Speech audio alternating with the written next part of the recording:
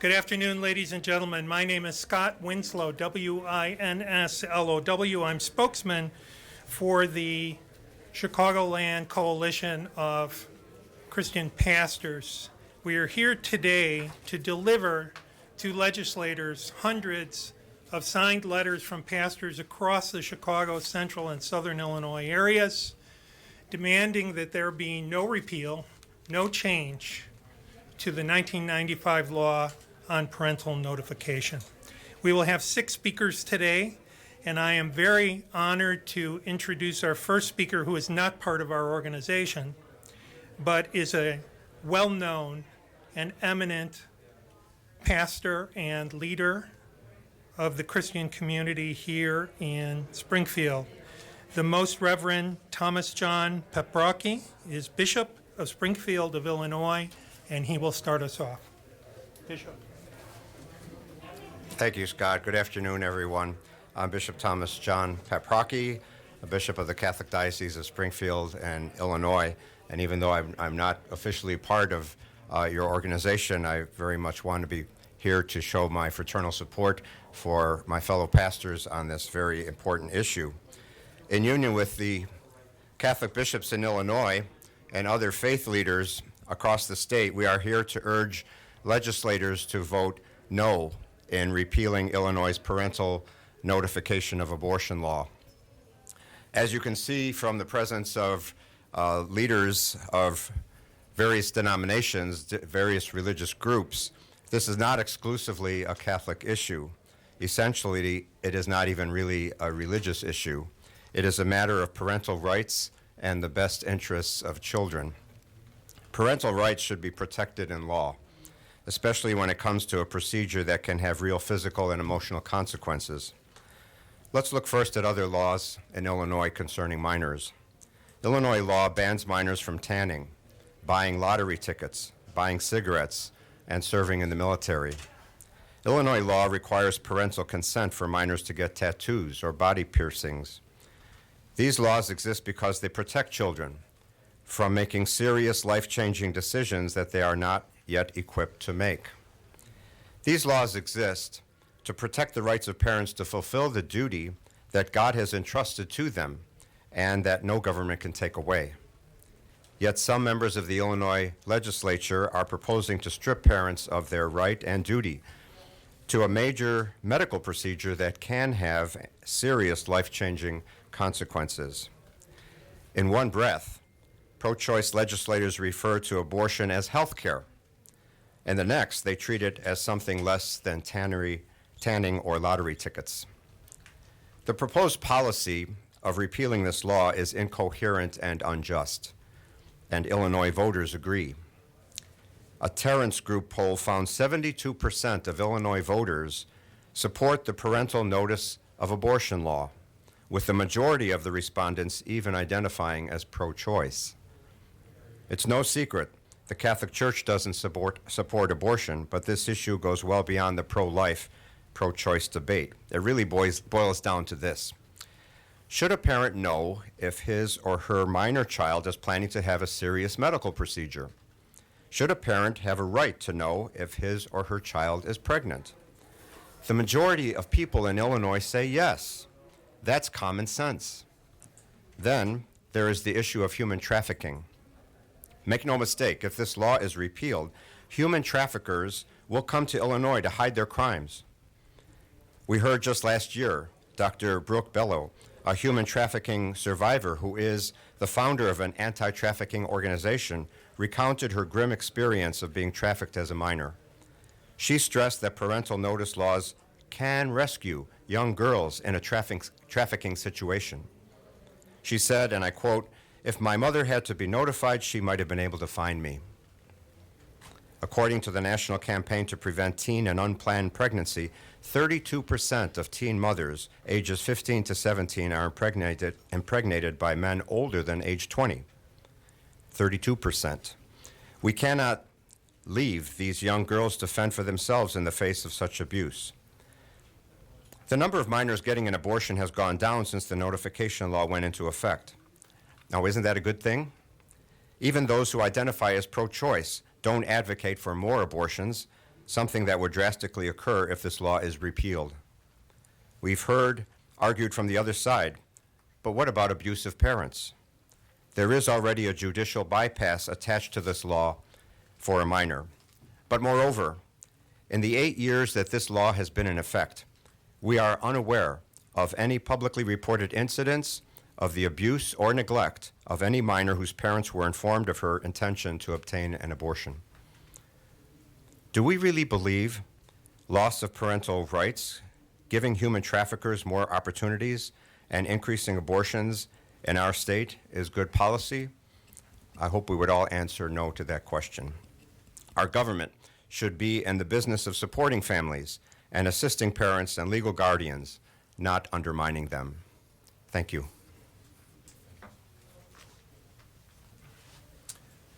We will have questions at the end, and we will make all the speakers available for one-on-ones. Our next speaker will be Pastor Daniel Matos. Good afternoon. My name is Daniel Matos, M-A-T-O-S, and I am pastor of Agape Church in Chicago and the regional director of the National Hispanic Christian Leadership Conference, a national organization of 40,000 churches, and I oversee the Midwest of the United States. We stand here in solidarity with the Evangelical Church, with the Catholic Church, and all of us who believe in the family, the power of the parents, the responsibility of the parents as the pivotal individuals in the life of their children. We come here to ask the Senate that we understand will be voting this afternoon at 3:30 to please think about it, because if we debilitate the family, we affect society. And the parents need to be responsible for the children. When there's responsibility and also you give authority, then you have a more balanced home.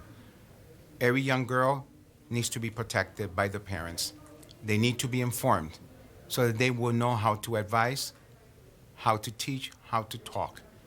Every boy also needs the guidance of the parents. We teach that in the school year, especially when we're doing the promotion for the beginning of the school year, we tell the parents, you are the primary teachers of your children. What happens after that?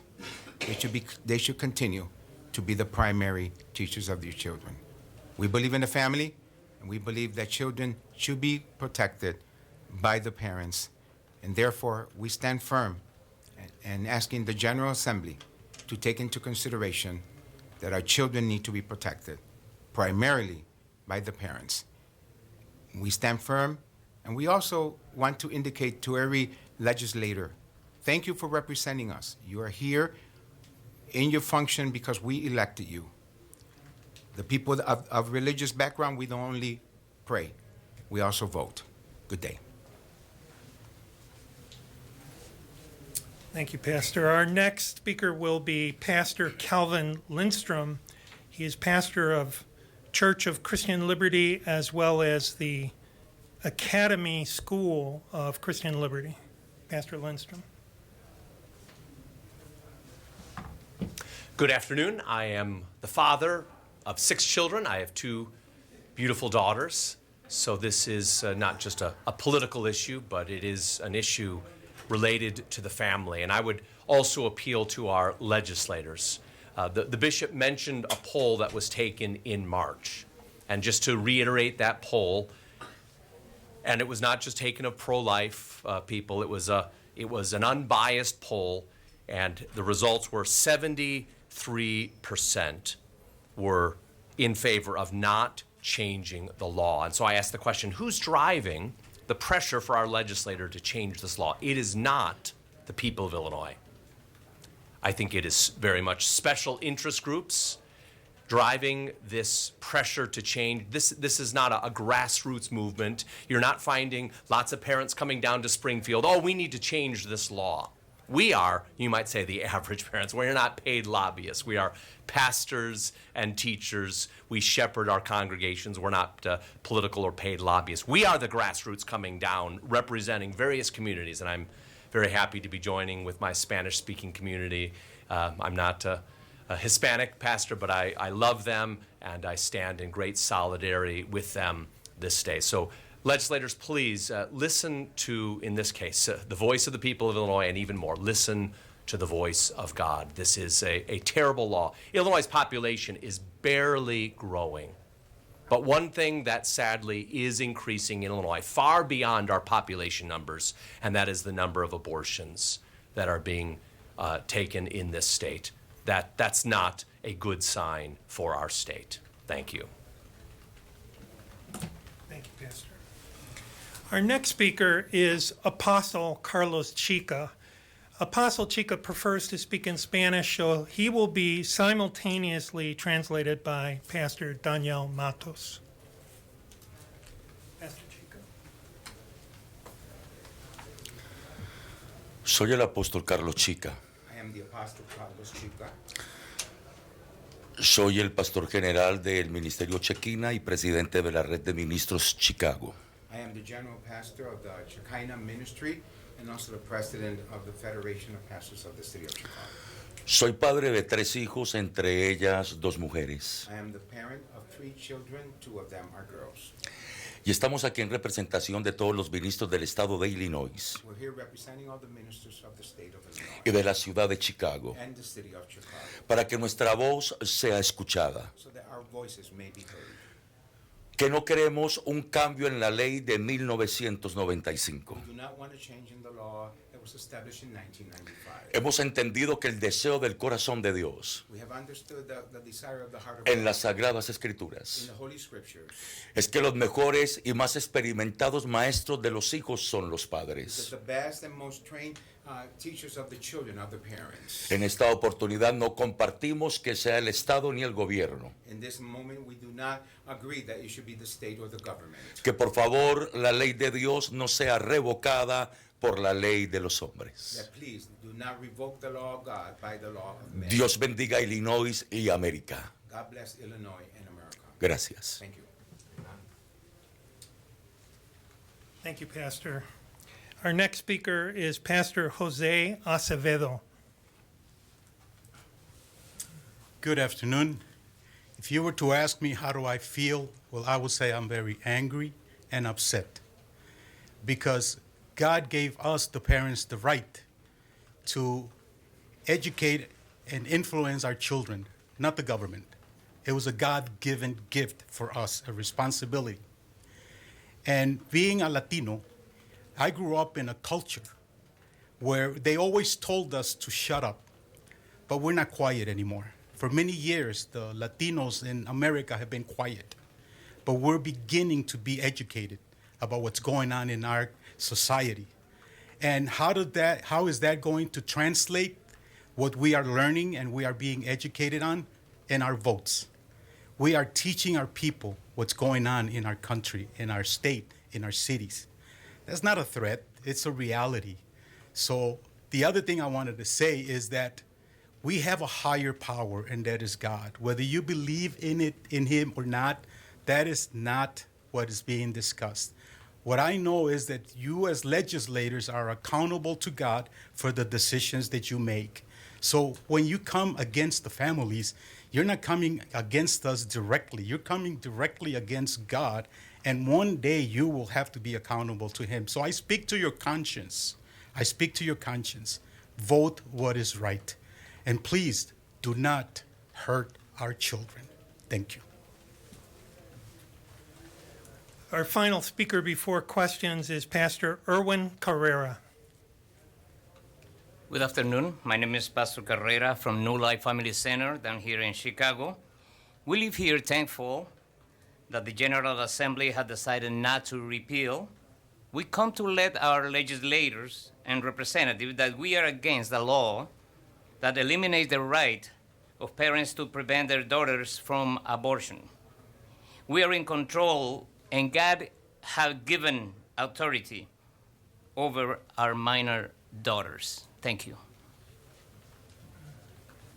We'll now open the floor to any questions you may have. Bishop, the Pope has said that the clergy can forgive abortion, and the Vatican even said that they're asking bishops in the U.S. not to revoke communion from American politicians. Are you out of line with the Vatican? No, I'm not at all out of line. with the Vatican, if you read everything that the Pope said in that recent interview, I presume you're talking about, on an airplane flight, he was very strong in saying that abortion is murder. Omicidio is the word he used in Italian. That can be translated as homicide or murder. And he was very clear in saying that abortion is murder. He did call for mercy, and I believe in mercy as well. But mercy also calls for forgiveness. Pope Francis talks about accompaniment. And so even those, he described people who are not in agreement with church teaching as being outside of the community. That's basically what excommunication means. And he talked about accompanying people in their, even if they're excommunicated. So his message is one that I think is very strong about the wrongdoing of abortion, but also strong that we are called to protect human life, and that if someone, a politician, for example, takes a position contrary to that, we should accompany that person, walk with them. In other words, we should talk to them. That's the reason we're here now, to have dialogue with our state legislators, to let them know that it is our position as Christian leaders that this is against God's law to do that. And we call them to have a change of heart. That's what this is really all about. And so in the end, even in the church, we say that penalties are not designed to punish people, but to bring about a change of heart. We describe our censures and our sanctions as medicinal remedies. So even someone who is excommunicated, the hope is that at some point they will have a change of heart and come back. You would excommunicate the Speaker or Senate President again? Well, I haven't excommunicated them, so there's a difference. I told them they can't go to communion, so there's a difference there. Would you do that again? Yes, I would, because again, it's a call to repentance, and my hope is that they would have a change of heart and would realize that the deprivation of Holy Communion I recognize that's a rather severe step, but in taking that step, it would hopefully emphasize the importance of how wrong this is. I go back to an example in the 1960s when it was a time of segregation, and the Archbishop of New Orleans, Archbishop Rummel, excommunicated segregationist leaders because they were defying the church's attempts to integrate the Catholic schools. And Archbishop Rummel excommunicated those segregationists, and I think there were 3 or 4, and at least 2 of them had a change of heart before they died. So it was a rather strong measure, but in the end, they did come around. And I think that action back in the 1960s has been widely praised as helping to bring about an end to segregation in our country. And I hope that even if we have to take similarly strong measures now, that will bring about an end to abortion in our country. Supporters of repeal seem to highlight cases of incest or cases of parental abuse.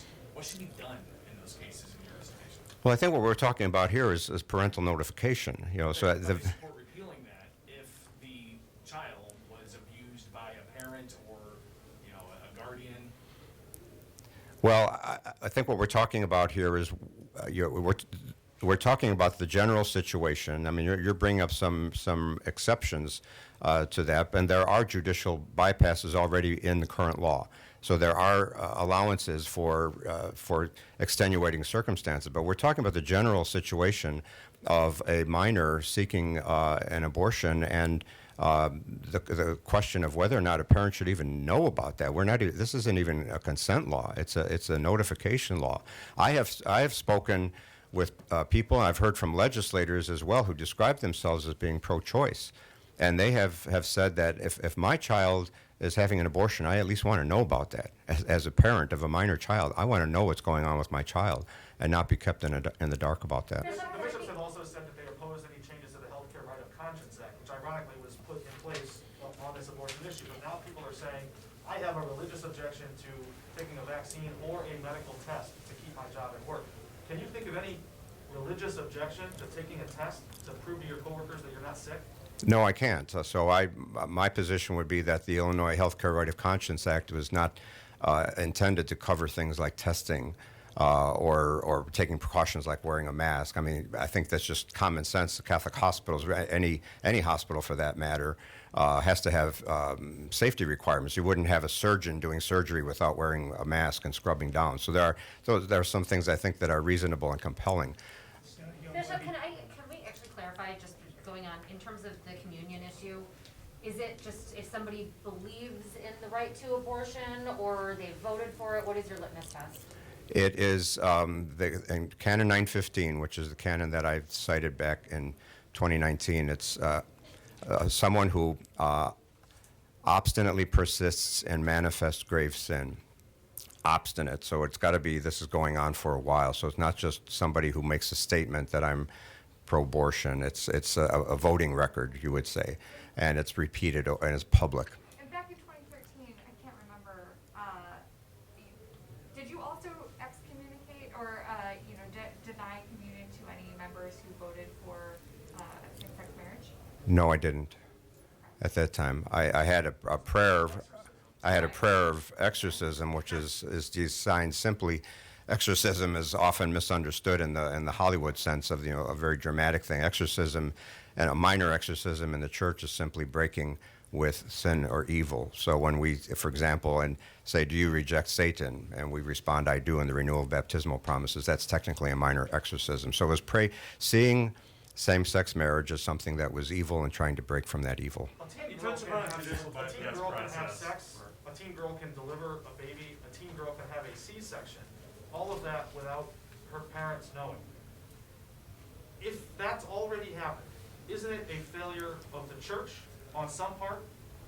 Already, if we're already that late in the game, hasn't the church failed in some way?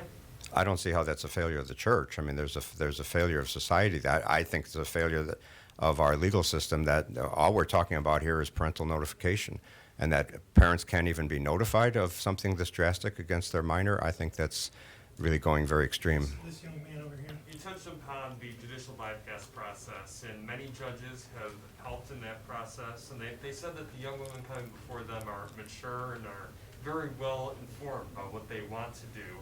Many decisions, they go forward and they support what that young woman wants to do. And some of them have come forward and said that this should be repealed. What would you say to those judges that are part of the process? Does the judges say this should be repealed? Well, I don't know if they're part of the process and they're utilizing it. I don't know why they would be arguing that it should be repealed. Again, it just seems to be a very basic and fundamental right of parents to know what's going on with your minor children. They are the first teachers of the faith, as some of my fellow pastors have said here. They have the primary responsibility for the best interests of their children, not the government. And so why are we keeping parents in the dark about something that is so profoundly impacting their minor children? Even if this was repealed, it doesn't say that a child wouldn't have that conversation with their parents. 95% of the time they do that already. This law that's in place is very specific. I mean, it's the Excuse me, argument. one question at a time. I'm Anyone want to trying to add respond? on. Anybody else want to? We I have don't a want to question on the monopolize floor. this. So. We have a question on the floor. Anyone want to respond to that? Your question again, I'm sorry. Yes, many people have talked about the fact that if this was repealed, it would help very certain situations where maybe there are people that can't talk to their family members. They don't have someone to talk to. In the judicial process, many judges feel that they don't have to do that because the young women that want to make that move are already well informed and know what they want to do. And they said that it could be beneficial for minority communities to have this opportunity because you're further delaying their abortion process. What are your thoughts on that? Well, the issue is notification does not delay the process. Notification is an act of courtesy to the parents of the desire and the decision of the institution that's going to perform the abortion. And therefore, parents need to be notified because if there's complexities, if the child has a complication, eventually they're going to tell the parents. And so eventually the parents, they end up responsible. The parents' insurance may cover it. The home will be affected. And therefore, the purpose of the law is to give the parents the right to know what's going on. the parent may disagree with the child. An organization that's representing the interests of the child may disagree with the parents. But the law assures one thing: the parents will know what's taking place. But again, the judges who say that, they've had the experience of these young women coming before them because they didn't want to tell their parents, likely because they had something going on at home where they're facing abuse or could face, severe retribution.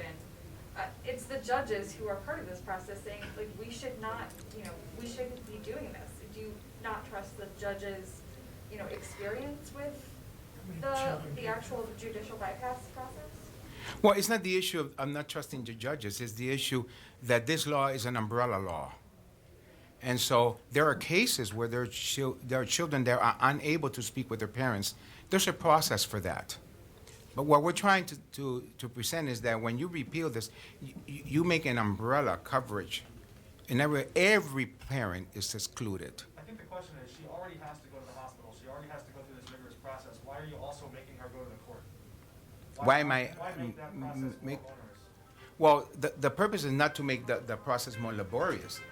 The purpose is to inform parents. The law doesn't say parents have to approve. The law says parents must be informed. A phone call from a legitimate representative of the medical institution or even the court calls the parents and informs them. But I don't think we should be working underground and hide from the parents certain things that the parents are eventually responsible for. And the parents must always be part of the picture, whether it's a restrained way by the court or is an open information. Parents should be informed. We could present different scenarios. There's homes where children have fear to talk to their parents. We understand that. But there's also homes where children are willing to talk to their parents. We don't want those young men and women, especially these young girls, to be influenced not to tell their parents. All parents were teenagers once. We were all teenagers. One of the things I tell you read the book because we wrote it. So we've all gone through those steps. We've all have mishaps in life. But we want to keep the family intact in such a way that the family becomes an important part in the life of that child. Because eventually, they will have a family. And so that honor and that respect for the family is important. Could you just actually, something that would be helpful is if you could spell your name, each of you, Oh, so that we can actually yeah. use it. Matos is my last name. Matos? Matos, and my first name is Daniel. And I'm also curious if everybody that goes to the podium could do that when you come. Okay. That's helpful. Okay. I would like to get back to this Healthcare Right of Conscience Act. Does anybody disagree with the bishop? Should taking a test, spitting in a saliva thing or getting a swab up your nose be considered something that is against one's conscience or religious beliefs for the state? I believe in the health. The health of the individual affects the health of the community. I am not against person being tested. I am not against people being vaccinated. We're all tested. Most of us have the flu shot. So I'm not against that. My posture is that people should be allowed to think and express. Once you decide to be the surrogate thinker of an individual, then that opens the door for you to continue to limit this individual in other areas of his or her life. Pastor Lindstrom, is it? Yes. And Sure. Calvin, Calvin. okay. And last name was? Lindstrom, Lindstrom. I believe you had referenced a survey from March. That's right. What, who did the survey? It was the Illinois Family Institute and I think some other family organizations. It was performed by the Terrans Group, Tarrance, the Terrans Group. Interestingly, Personal PAC sponsored a poll in April. And the question of the Terrans Group was simply asking about here was the IFI Terrans Group poll. If a minor under age 18 is seeking an abortion, do you think the law should require her parent or guardian to be notified before the procedure? 56% said yes strongly, and another 16% said yes. So 56% strongly yes, another 16% yes. So that's 72%. I might have said 73% earlier. The personal PAC question was this. Most young women live in supportive and loving homes, but in Illinois law forces a small number of other young women who live in homes where there is violence and sexual assault to tell a violent parent she needs an abortion. Do you support this law that forces young women to tell their parents they need an abortion, or do you think it should be repealed? The question was asked in a very different way. Not surprisingly, the responses were a little bit different. 29% said, yes, I still support the law. 46% favored repeal, 25% were not sure. So those two results seem a little bit different. In part, it's how the questions are asked. One in a, you might say, should the parental notification law stand? Yes, 72%. When it's asked in a, you might say, in a more negative way, 46% thought it should be repealed. That's not a majority, it's a strong minority. And I think one of the issues that we're talking about here is law deals with specific cases, but also sets general principles, doesn't it? And we are against the change in this because we think that represents a position away from life, away from the hope that would be given to a young woman. Our position would be abortion is never the right solution. The bishop suggested that the existence of parental notification could have a deterrent effect on some teen girls who may seek an abortion. Do you think that's the case? And would you also like to see, while you're here talking to lawmakers, would you like to see them take more steps to restrict abortion in Illinois, like they have maybe in Texas? I would certainly favor that, definitely. And Ralph Rivera, you should interview Ralph Rivera. He's outside there. He helped work for the passage of that law. I think it was originally passed in 1995. It did not go into effect until more recently. It was held up in the courts for a long time. So please speak with Ralph. He can document how many, I believe, unborn babies' lives were saved through the passage of that law. Can you elaborate on what kind of restrictions you'd like to see? Well, if I had my vote, I would say there should be no abortion. In cases of rape and incest? Correct. Life of the mother? You know, life of the mother, I think what the doctor should do is they try to save the life of both in the ideal sense. What do you make of the law in Texas? In general, I support it. I think it could go farther, to be honest with you, but that's my position. I'm trying to be consistent on the issue of life and death there. Yeah, and that it is off topic, yes. Thanks, Scott. Some may be critical that nonprofit tax-exempt organizations are here at the Capitol playing politics. What's your response? We don't know. It's not our, we're here representing two groups of people, not all of the groups of But people. maybe his question could be rephrased this way. Isn't the state what you shall do, the law, and the church what you should do? I mean, are we blurring the lines here? No, shall inform the parent. That's exactly what this group is in favor of. You shall inform the parent. The role of the state is to set the law. Look, a young woman cannot get an aspirin in a school. She can't go on a field trip without a parent's signature, but she can go to a hospital and have a major surgery? It just makes no sense. So if she's too young to take an aspirin, why is she old enough to be a parent? It's a bad decision. I mean, these are the pastors. I don't want to speak for the pastors. But the issue is not what you're bringing up, the Texas law. You know, you drew out some answers to that. That's fine. But the issue today is notification. Does the parent have a right to know what's going on with their minor child, particularly when the parent is probably holding the insurance? And if something goes wrong and there's a bigger surgery necessary, an ICU, a hospital, an air flight, the parent has to pay for that through their insurance. What kind of consequence to the family, to the relationships is there if you know the daughter is not compelled to tell the parent? What does that do to the family relationship? I don't understand that question. Would you repeat it? Yes. What does that do to the family relationship if the daughter is not compelled to at least notify? It's your imagination. You're saying, what does it do to a family relationship? There are millions of families. There's no telling what it will do in any one circumstance. There is no one answer for your question. Every family is different, and there are millions of families. Well, have any of the pastors or religious leaders talked to young women Pastor Matos, how many children do you have? Boys, I adopted 4. And girls? 9 grandchildren. 2 of them are girls. And we talk to them from day number 1. Matos, M-A-T-O-S, first name Daniel. We talk to them from day number 1. There has to be a communication with the parents.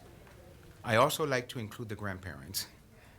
I also like to include the leaders of the church to have candid conversation with our young people. If we do not have conversations with them, those topics are going to be raised one way or the other. And so I see parents as pivotal individuals in the life of the children. So we discuss that. We discuss scenarios. What happens if this takes place? Because it happened in the past, it's going to happen in the present, and it's surely going to happen in the future. And we have the ideal, but we also live in the real. And these things happen. So we have to not only work with the young people, we work with the parents. How to address, how to respond instead of react, how to respond to these situations, etc. What would you say to a 17-year-old girl who came to you pregnant seeking an abortion? As a pastor figure, what would you say to her? Well, I will ask her, first of all, how may I help you? And she's going to tell me what she desires.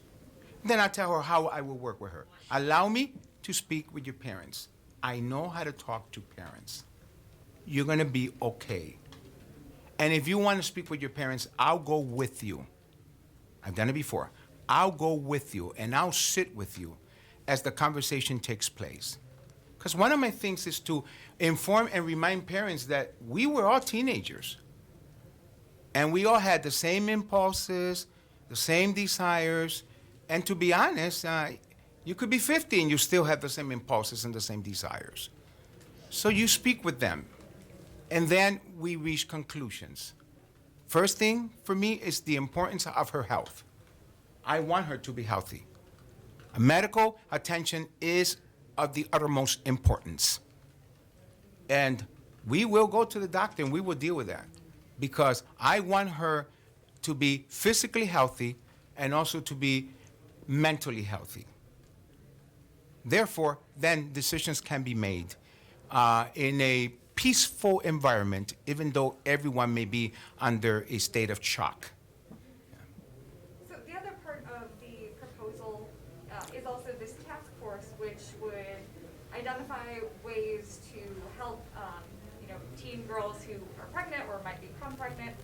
I mean, a lot of you serve neighborhoods in Chicago. I mean, Pastor Maddox, if I'm not mistaken, you serve Austin neighborhood? Yes. So, a lot of low-income areas.